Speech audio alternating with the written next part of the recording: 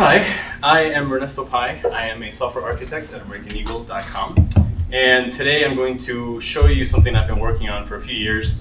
It's one of the projects that I have at work, and I just wanted to show it off. So to give you a little background, the name of the software that I'm going to show you is ROC Commerce. And ROC Commerce is mainly a .NET application to facilitate e-commerce application development and for both B2C and B2B clients. We had some interesting challenges. Basically, we needed to make the system as dynamic as possible and as extensible as possible without exposing a lot of the code that we wrote at the product level, but allow people to make their own modifications and customize it and do whatever they needed with it to satisfy requirements. So a lot of the stuff is done on the backend side, which is a .NET Web API application that's running. However, in order to manage a lot of the data, so for example, let's say you're managing your products, right? So a product will have a bunch of information. It could be your name, the price, the SKU, that kind of stuff. But maybe for a particular project, you got to add some custom value, like maybe the color, or you need to add the texture, or with some of our B2B clients, you know, the nut radius and stuff like that. So basically, a lot of these fields could be added at runtime. And on top of that, some of these fields could have predefined values. So the entire structure of our basically fancy product application, because that's really all it is, has to be dynamic and has to be modified at runtime. So to tell you a little bit about the technologies I'm using, and I'm going to try to do a little bit of, oh, there you go, it's a little better. The technologies we're using, a little background is we started this in March of 2014. So at the time, we did a little research. We picked AngularJS, so that's a 1x variety. We were very productive with it. October came along, they announced Angular 2 with no real clear upgrade path. And if you suffered that pain, I feel you. We just, it's still running on Angular 1. We didn't have the resources to really go forward. So, but it still works pretty well. So we don't regret that decision at all. So the other technologies we use, we've got Bootstrap and an older build process with Grunt and Require.js to manage our JS dependencies. So what I'm going to do is I'm going to do a quick demo of how this works. If you have any questions, I'll be happy to answer once we're done. But I'm going to try to be as quick as possible because there's quite a few things to show off here. I won't be showing a lot of code because I don't know, just demos are more fun, I think, and we're going to see how it goes. I would love to show you code, but these things end up taking hours if I start to open Visual Studio. It's probably proprietary. Yeah, it's proprietary, but and you said I can get away with it. To be clear, it's actually Sitefinity, right? Well, so Sitefinity is the CMS we use to serve most of our front end. Really, you see Sitefinity there. Which is a Telerik product, right? It is a Telerik product. This application you see here is really just an HTML file and some JS that we created. Oh, so it's isolated. It's completely isolated. The decision of putting it in the same sort of application is questionable at this point, but it was just easier to do it this way.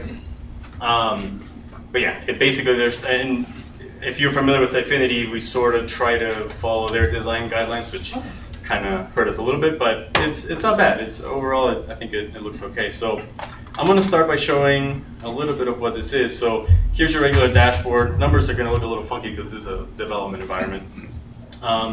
If I go, for example, my catalog, I can show you how we handle products. So I give it a second here, and hopefully the server's still running. We've got a lot of stuff going on right now. I got a backup if this fails. Please don't fail. Back up. Don't make me do it. It's totally gonna make me do it, and it worked perfect 5 minutes ago. You know how that goes. Oh, Sitefinity is restarting. This is what I deal with every day. Sitefinity takes its time, so let's give it a minute, and then we'll be able to continue. Actually, let me see if my backup is still running. Oh, that's weird. That's not gonna work. All right, let's just give it a minute. So to give you a little bit of background in terms of how this works, because you can extend it and create whatever type of additional entities you want in the system, so you have products and orders to start with, but you want to add something custom for your project, the entire structure of the Angular application is defined at runtime. So the way that we do this, I'm going to show you this. We have this entities endpoint here. And what this does is it actually returns a whole list of the entities that are defined on the API side. So at the backend level, you can say, okay, I have this product. I want these properties to be displayed. I want this to be the page for it. I want these features in that page. I'll show you more about it in a little bit. But you can do things like specify how the sorting works. If you can create products, delete them, access restrictions, that kind of thing. And of course, when we grab this, we then go through Angular, and I had to do some magic. I can talk more about that later, but essentially we instantiate all the routes at runtime, which is a little tricky with Angular 1, at least it was at first. And we end up with all these pages. So now it should work. There we go.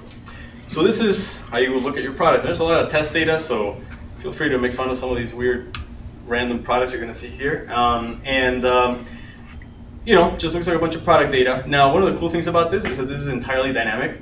So what that means is that the data that you're seeing here is it's loaded through a query that is generated on the client side. And the structure of the page itself, including the grid and everything you see on the right, is generated through schema that comes from the server. So I'm going to show you a little bit of how this works, just a little bit, and then I'm going to do this. So here's the schema coming back, and here's a bunch of fields. And as you can see here, we've got this images field. I don't know if you can see that okay. Maybe one of these. Yeah, zoom it in. Yeah. So I got this images field here, images, item info, attribute set, and if you go up here, you're going to see images. This is the item info and the attribute set. So based on that, we'll render this whole area.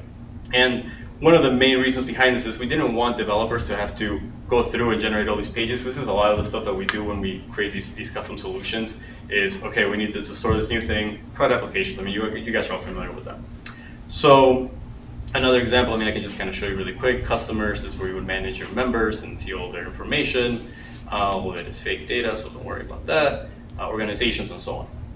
Now, one of the interesting things about ROC, of course, is that, like I've said, you can add things called attributes to your product. So something like color or weight, and all this stuff is done at runtime. So I could add a new one, and I don't really have time to go through that process, but I'll show you that here's color, and we can have predefined values.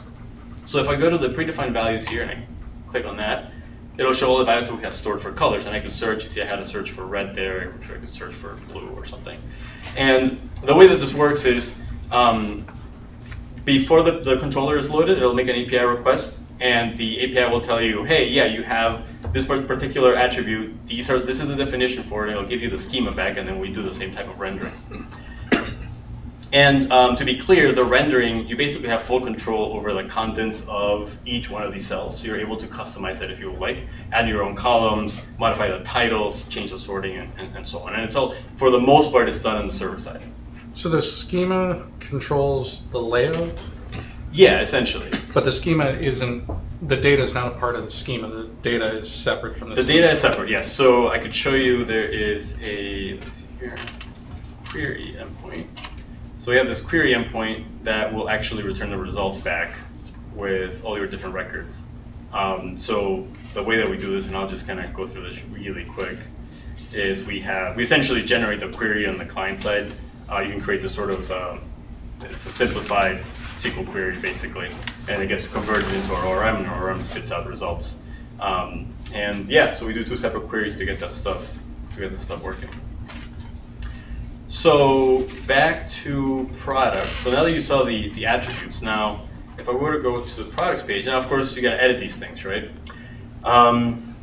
And once you go to this page, the same thing happens.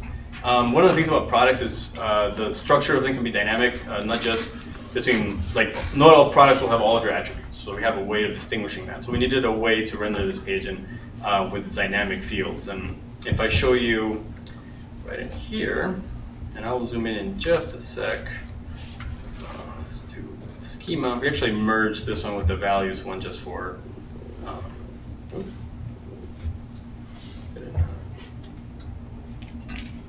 sec.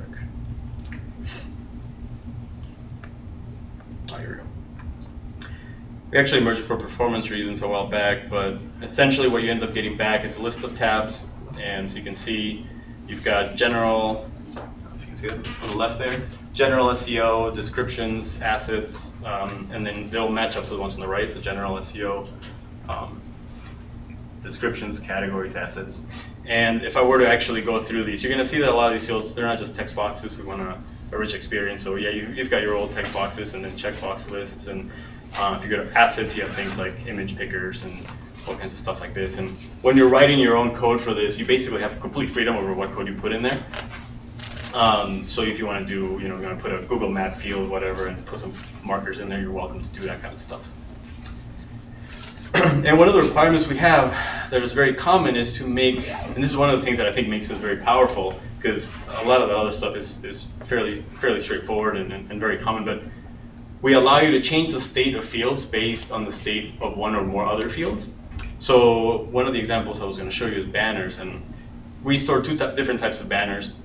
It was image type banners, so if you're just showing an image, or if you want to have custom, if you want to actually do a WYSIWYG editor. So if I were to click this, and you're going to pretend this is a WYSIWYG editor here, forgot to copy the files to our dev space, a lot of them. But you can see how the state of this changes. And the way that this works is on the server side, each field can define what happens to itself. So if I am the alt tag field that you can see here, I will say when the type dropdown is image, show myself, otherwise hide myself. And you define this logic at the server side as well. So you can do all this stuff without actually having to touch a line of JavaScript. So let me go and I'll show you. So you're not changing on the UI? I'm sorry? You're not changing in the UI, you actually are It's at all the on server. the, yeah, it's all on the server server. side. So if I show you, is this the correct one? No, where is it not? Let me. Oop. There we go. So let's go to tabs. So general fields, and then here's my alt tag field. Let me zoom in a little bit. And oops, let's go too far. And actually, I went not far at all. I gotta scroll. Okay, there we go. Under options, okay, here we go. Conditional action, and you can basically specify here the action is show and make required. Because obviously, if you can't see it, you don't want to make it required because then you can't post a form. And you can specify type as just the name of the field, so it's a type field. And you can actually add a children property here, and you can essentially create a complex conditional field. So if you wanted to say like, well, when type is image, and when this field or this field have this particular value, and so on. So you can customize this pretty quickly without having to actually write a lot of this stuff. And we deploy this with a lot of presets to make your life a little easier. So if you need something like make show and make required, it's just a one line of code on the server side. And the final thing I wanted to talk about is the way that we extend this. So whenever we work at the product level, we will, when we're ready to deploy everything, we generate a single JS file by optimizing everything with required.js, which is totally not slow and it runs really great. And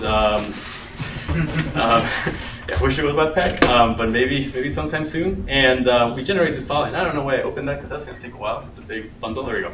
And it's a single bundle, and we basically provide this bundle to people doing product development. And if we want them to be able to modify this, obviously they can't go in and prettify that code and make their changes. So the way that this works is we actually have sort of like a two-step build process. So when I'm developing a specific product for a client, I'll take the minified file, and we essentially hook a separate grunt process that'll generate a separate file, which is this plugins file. And essentially the base is hooked up to always load this file and make sure that all your stuff is loaded. And what you can do there is everything that you see in the system is registered as a dynamic sort of object through Angular's providers. So I can say, for example, for text boxes, I register something called with a string just text box, and then I'll provide a callback function that'll have things like, it'll return an object with things like a controller function, a link function, very similar to what a directive has in Angular 1, if you're familiar with that. You can basically either override things in the system, so you don't like these text boxes, you can make whatever you want, and if you want to add your own custom fields, that's how you would go in and do it. And yeah, I think that's about all I have time for. So if you have any questions, I'll be around. Thank you. Hey Ernesto, Yeah. you were saying that you guys are on AngularJS and maybe Webpack at some point. Have you explored that at all?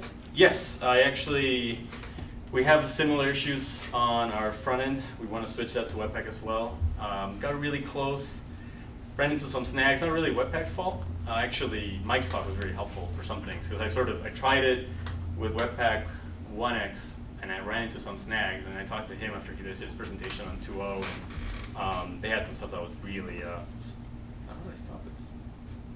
Did it already stop? I think it already stopped. That was actually really helpful in terms of different versions of jQuery and wrestling with some things that are not in our control with Sitefinity. But yeah, we definitely want to try it out. It's been a really great experience so far.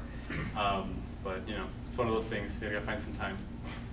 The engine, the dynamic engine to allow you to add properties and things like that, was that ROC or is that Sitefinity? That's ROC. So That's ROC, okay. we had a choice of storing our data within Sitefinity, which can do a lot of this stuff, but we wanted to stay agnostic just to give us more control in terms of, you know, if we needed to optimize or, I mean, Sitefinity is a great CMS for a lot of things. For some of the things we were doing. So it's a CMS on top of a CMS, that's why I'm confused. Yes, it's a little bit weird, and it's kind of an odd situation. It wasn't really.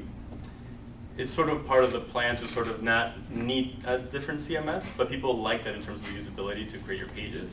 But if you just needed to have a plain way of managing your content, you definitely have that.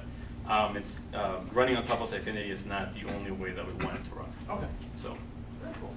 So is that saying with the, because I kind of lost who the customer was in this.